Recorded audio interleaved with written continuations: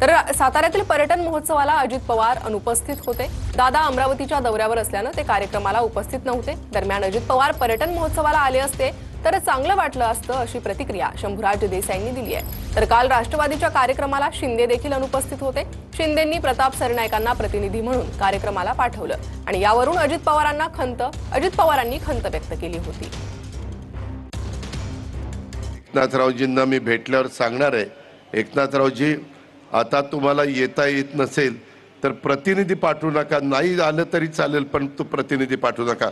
मी प्रतापवर नाराजी व्यक्त नाही करत, कारण प्रताप तसा माझा राष्ट्रवादीचाच आहे, आम्ही एकत्र काम करत होतो, पण साधारण त्याला मग ज्यांचा सत्कार करायचा, मग काही जण आणखीन काही सुचवतो, मग इतर पण म्हणले असतील चला आम्ही येत नाही, आमचा प्रतिनिधी पाठवतो। शेवटी त्या वेळेस राहिलेल्या राज्याच्या मुख्यमंत्र्यांचा म्हणजे महाराष्ट्रातल्या 13 कोटी जनतेचा तो सत्कार आहे।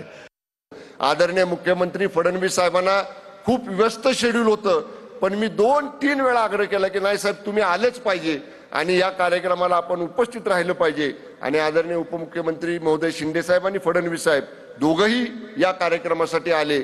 अजितदादा आले असते तर अधिक आम्हाला सगळ्यांना आनंद झाला असता। त्यामुळं अजितदादांच्या वतीनं मकरंद आबा सुद्धा या ठिकाणी आहेत, त्यामुळे त्यांचं सुद्धा असंच सहकार्य या सगळ्या उपक्रमाला मिळावं एवढी अपेक्षा व्यक्त